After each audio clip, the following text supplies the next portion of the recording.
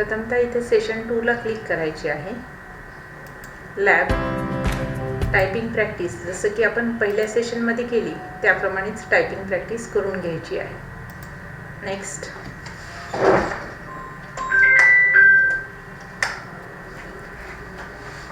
एक मिनिटापासून 10 मिनिटापर्यंत टायपिंग करायची आहे आणि नंतर सेव्ह करायचं आहे. ओके.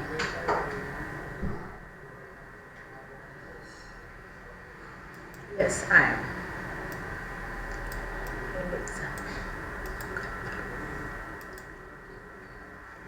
त्यानंतर आपण नॉलेज चेक कसे करायचे हे पाहणार आहेत. यामध्ये बघा 10 क्वेश्चन दाखवलेले आहेत, जसं की पहिल्या सेशनमध्ये 10 क्वेश्चन होते त्याप्रमाणे. If you wish to arrange open task window, which of this option will you use? तर टास्क विंडो ओपन करण्यासाठी कोणता ऑप्शन वापरतात? तर इथं पाहायचं आपण की हा ॲरो कुठे आहे. हा टास्क विंडोचा जो ॲरो असतो, टास्क विंडो जी असते ती या ठिकाणी असते, सर्च बारच्या शेजारी. मग त्याच इमेजला क्लिक करायचं म्हणजे आपला टाईम सेव्ह होतो. तर याचा आन्सर आहे task window.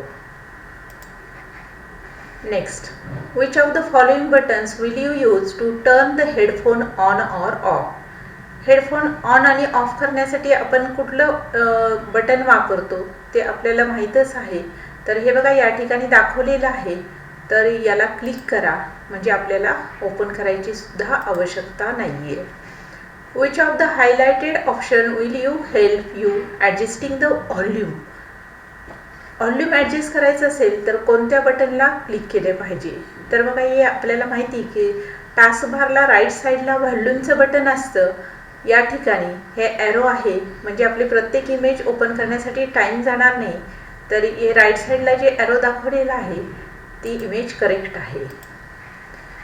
Wear will you plug in the headphones to listen to the audio on your computer?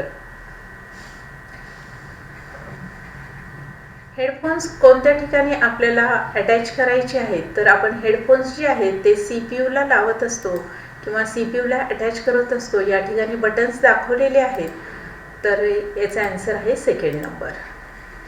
Which of these device will you use to listen the sounds and music on your computer? आपल्याला जर ऐकायचं असेल music तर त्यासाठी आपण कशाचा वापर केला पाहिजे? तर बघा या ठिकाणी हेडफोनचं दाखवलेलं आहे.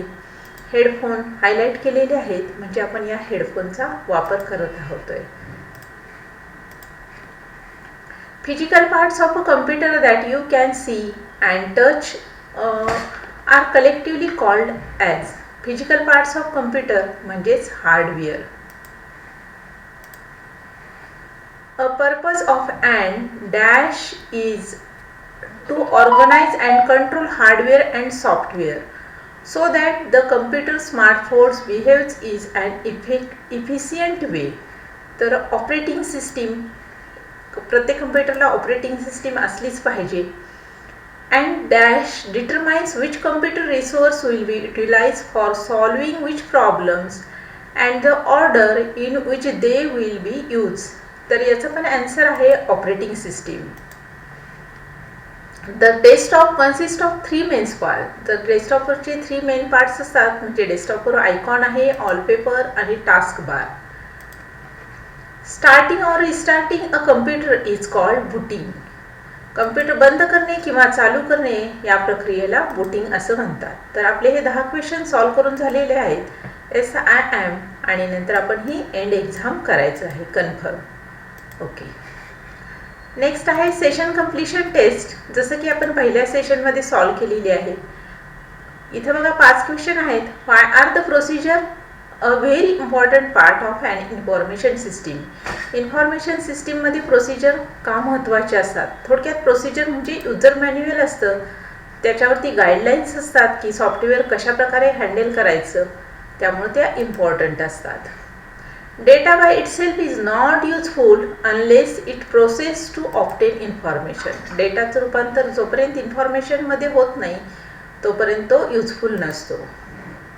A track on a disk is one of the many circular ring shaped areas which data is written magnetically. तर डिस्कवरती डेटा जो आहे तो मॅग्नेटिकली स्वरूपात लिहिला जातो, तर हे ट्रू आहे. Uninstall programs help us to remove unwanted program install in the computer. आपल्याला जर कम्प्युटरवरचे काही प्रोग्राम्स काढून टाकायचे असेल तर त्याला आपल्याला अनइन्स्टॉल करायला लागते. Dash utility identifies unnecessary files on the hard disk and erase them based on user command. Disk cleanup च्या सहाय्याने आपण नको असलेल्या फाइल्स काढून टाकू शकतो. तर हे अशा प्रकारे आपले 5 क्वेश्चन झालेले आहेत आणि हे आपण एंड एक्झाम करूया. तर आपला सेकंड सेशन सुद्धा कंप्लीट झालेला आहे.